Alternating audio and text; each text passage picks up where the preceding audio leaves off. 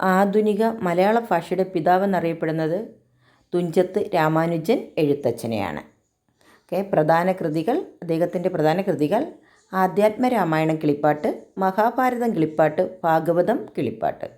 അപ്പോൾ മലയാള ഭാഷയുടെ, അതായത് ആധുനിക മലയാള ഭാഷയുടെ പിതാവെന്നറിയപ്പെടുന്നത് തുഞ്ചത്ത് രാമാനുജൻ എഴുത്തച്ഛനെയാണ്. അദ്ദേഹത്തിൻ്റെ പ്രധാന കൃതികൾ ആധ്യാത്മരാമായണം കിളിപ്പാട്ട്, മഹാഭാരതം കിളിപ്പാട്ട്, ഭാഗവതം കിളിപ്പാട്ട്. രാമായണത്തിൻ്റെ കർത്താവ് വാൽമീകി മഹർഷി. മഹാഭാരതത്തിൻ്റെ കർത്താവ് വേദവ്യാസൻ. കൃഷ്ണദ്വൈപായനൻ എന്നറിയപ്പെടുന്നത് വേദവ്യാസനെയാണ്. രാമായണത്തിൻ്റെ കർത്താവാരാണ്? വാൽമീകി മഹർഷി. രാമായണത്തെ 7 ഖണ്ഡങ്ങളായി തിരിച്ചിട്ടുണ്ട്.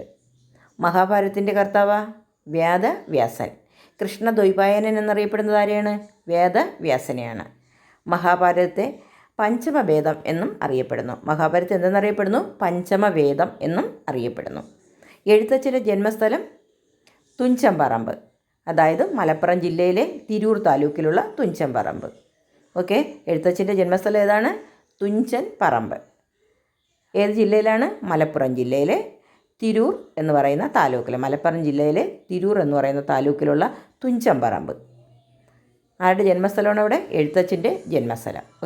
ആധുനിക മലയാള ഭാഷയുടെ പിതാവെന്നറിയപ്പെടുന്നത് തുഞ്ചത്ത് രാമാനുജൻ എഴുത്തച്ഛനെ.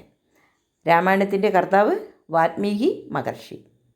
രാമായണത്തെ എത്ര ഖണ്ഡങ്ങളായി തിരിച്ചിട്ടുണ്ട്? 7. മഹാഭാരതത്തിൻ്റെ കർത്താവ് വേദവ്യാസൻ. അദ്ദേഹത്തെയാണ് എന്തെന്നറിയപ്പെടുന്നത്? കൃഷ്ണദ്വൈപായനൻ എന്ന് അറിയപ്പെടുന്നത്. കേരള സർക്കാർ മലയാള സാഹിത്യത്തിന് നൽകുന്ന പരമോന്നത ബഹുമതിയാണ് എഴുത്തച്ഛൻ പുരസ്കാരം. 5 ലക്ഷം രൂപയും പ്രശസ്തിപത്രവും ശില്പവും അടങ്ങിയതാണ് എഴുത്തച്ഛൻ പുരസ്കാരം.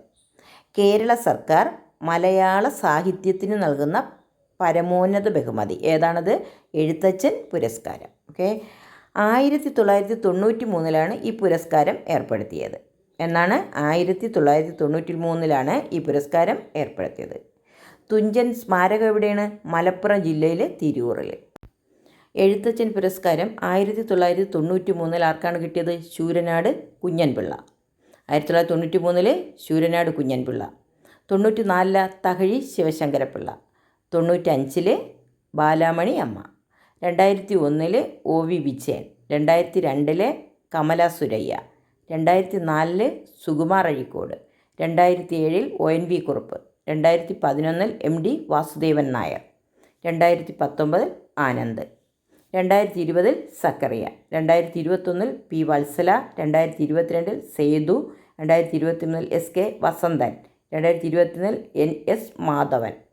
ഇവിടെ ഇമ്പോർട്ടൻ്റായിട്ട് ഓർത്തിരിക്കേണ്ടത്, എല്ലാം നോക്കുക, ഇമ്പോർട്ടൻ്റായിട്ട് കൂടുതലും ഓർത്തിരിക്കേണ്ടത് 1993 ആദ്യമായിട്ട് ആർക്കാണ്? ശൂരനാട് കുഞ്ഞൻപിള്ള. അത് മറക്കരുത്. അതുപോലെ തന്നെ ഒരു 5 വർഷത്തത് നോക്കി വെച്ചേക്കണം. 2020 സക്രിയ. 2021 വത്സല. 2022 സേതു. 2023 SK വസന്തൻ. 2024 NS മാധവൻ. 2024 ആരാണ്? NS മാധവൻ.